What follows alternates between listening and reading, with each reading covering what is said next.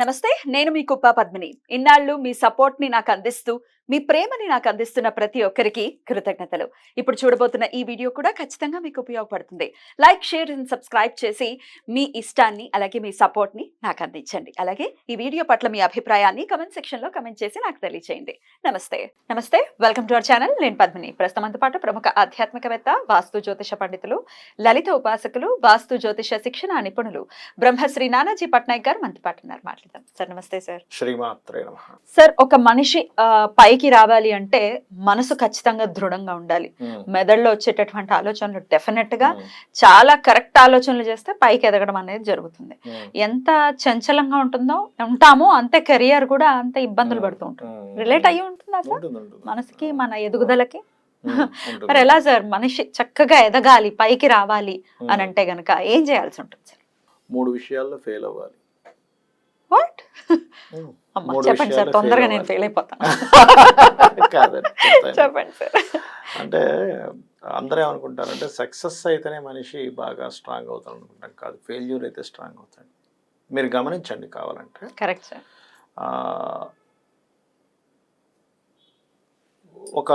ఒక మనిషి అంటే ఎగ్జాంపుల్ ఒక పురుషుడు కావచ్చు, స్త్రీ కావచ్చు, ఒక యుక్త వయసులో అవుతాను పరిచయం ఏర్పడుతుంది.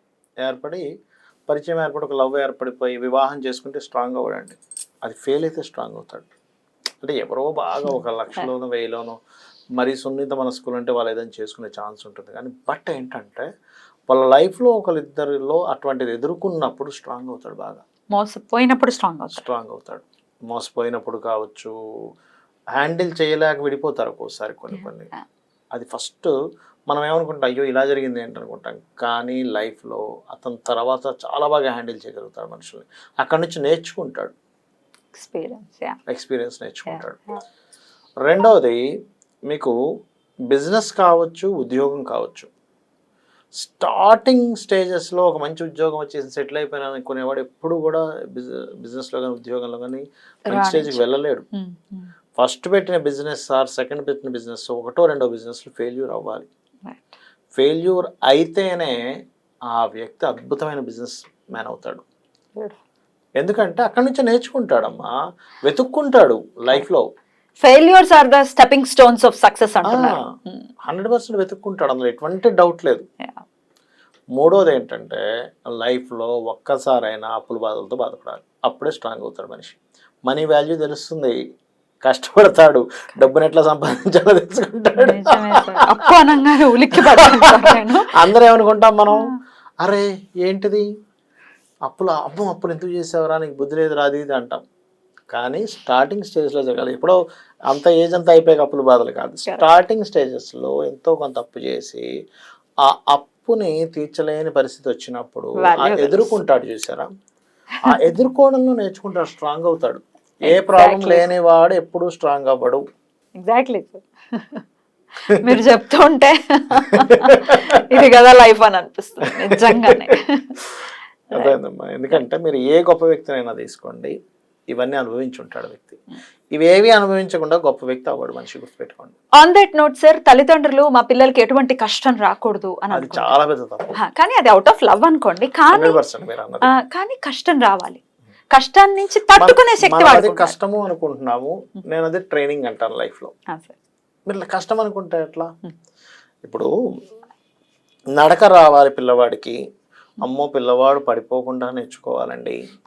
సైకిల్ రావాలి, పడిపోకుండా నేర్చుకోవడం కుదరదు. నీకు సైకిల్ రావాలంటే ఖచ్చితంగా సైకిల్ ఎక్కుతావు, ఇలా అంటావు, టుపుక్కని కింద పడతావు, మోకాలు కింద దెబ్బ తగులుతుంది, ఆయింట్మెంట్ రాసుకుంటావు, 2 సార్లు పడతావు, 3 సార్లు పడతావు, 4వ సార్లు నువ్వు తూకుతావు.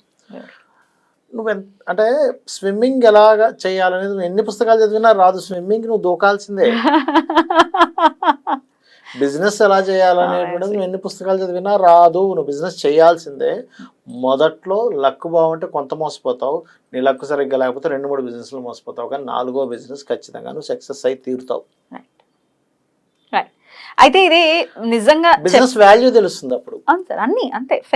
ఫెయిల్యూర్ వచ్చిందంటే దాని వాల్యూ తెలుస్తుంది. పెద్దవాళ్ళు అంటూ ఉంటారు కదా, మనిషి బ్రతికున్నంత సేపు నీకు వాల్యూ తెలియదు, చనిపోయిన తర్వాత తెలుస్తుంది అని అంటారు.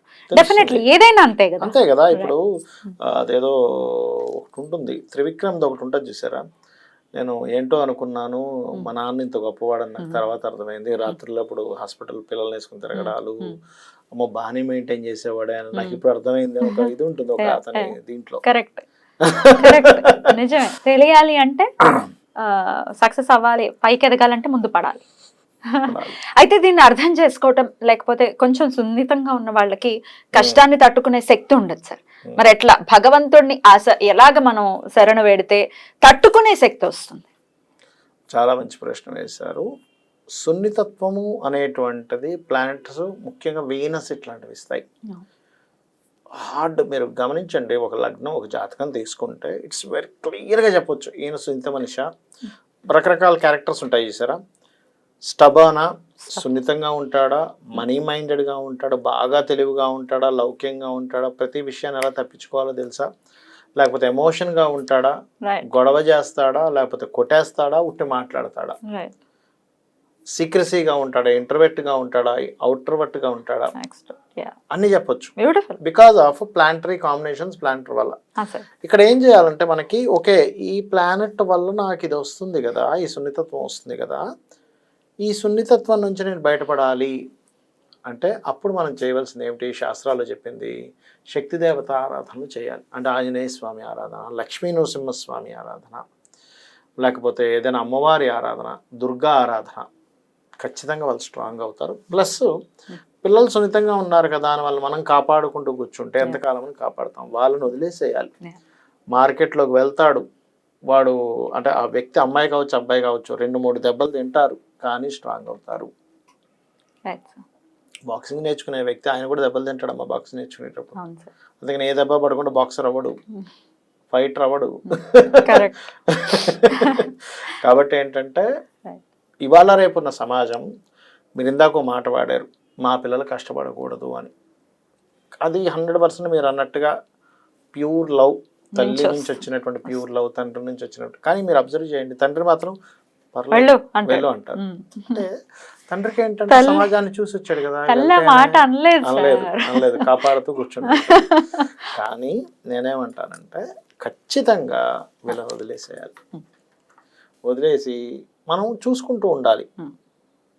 ఎప్పుడైనా మరి ఇంకా వాళ్ళ చేతుల నుంచి దాటిపోయి ఇంకా అవ్వలేదు అప్పుడు మాత్రం సపోర్ట్ చేయాలి.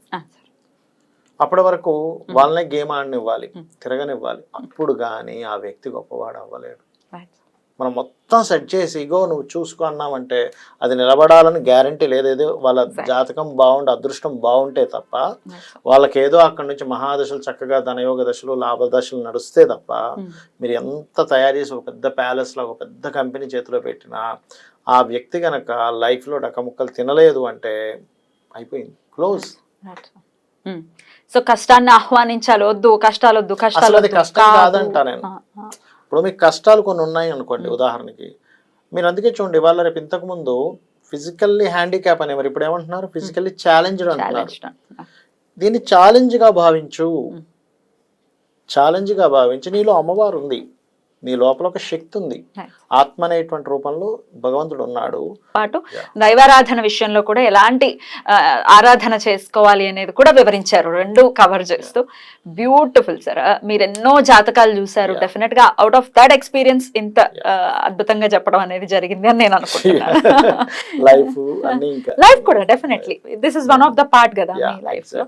అండ్ ఎంతో మందితో మాట్లాడటం, ఎన్నో మనస్తత్వాలని చూడటం, వాళ్ళని కౌన్సిల్ కూడా చేస్తారు కదా ఆబ్వియస్ గా. అద్భుతం సార్, చాలా చాలా అద్భుతంగా వివరించారు. కృతజ్ఞతలు సార్. నమస్తే. శ్రీమాత్రే నమః.